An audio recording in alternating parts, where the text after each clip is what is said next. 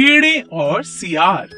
एक दिन एक सियार जंगल से गुजर रहा था। उसने दो भेड़ों को जोर जोर से बातें करते हुए सुना। अरे भाई, क्या बात है?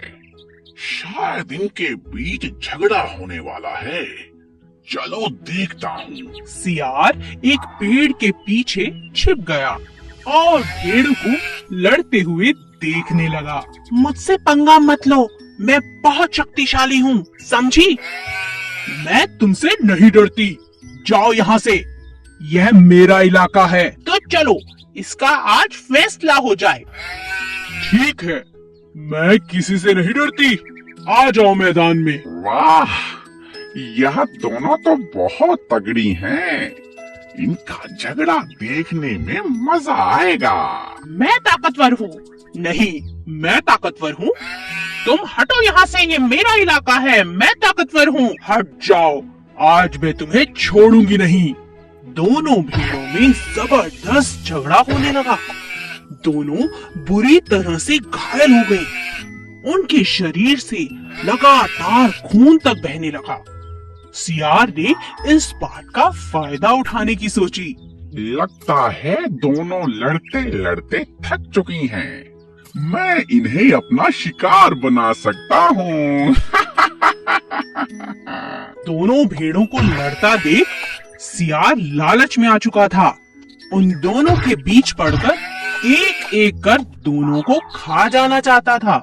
सियार ने आओ देखा न ताओ और भेड़ों पर टूट पड़ा, लेकिन दोनों भेड़ें बहुत ताकतवर थीं।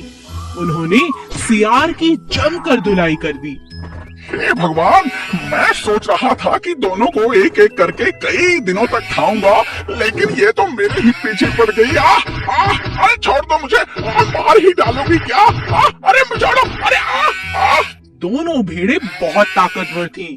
उन्होंने सियार की जमकर धुलाई कर दी, जिससे सियार वहीं ढेर हो गया।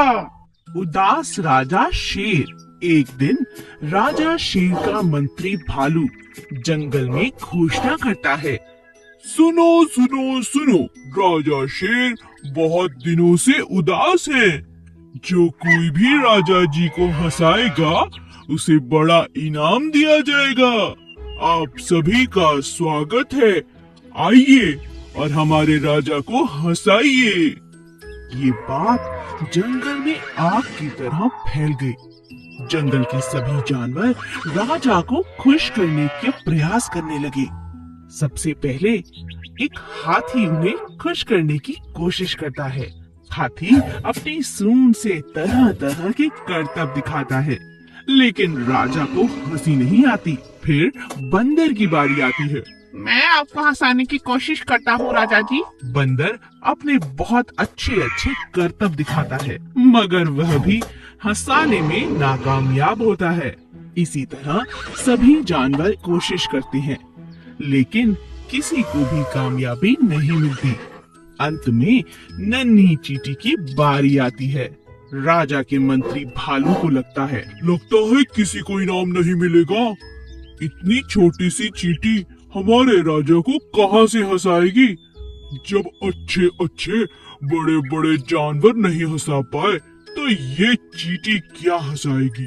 तभी चींटी गुस्से में लाल होकर राजा के नजदीक आती है और कहती है, देखिए राजा जी, बहुत हो चुका, मैं आ रही हूँ आपके पेट पर गुदगुदी करने। आपको तो फिर हंसना ही होगा। अपनी तरफ गुस्से में चींटी को आता देख राजा की हंसी निकल पड़ी। हो राजा को हंसता देख सभी जानवर हंसने लगे और नाचने लगे। चींटी को भी राजा ने बहुत सुंदर इनाम दिया।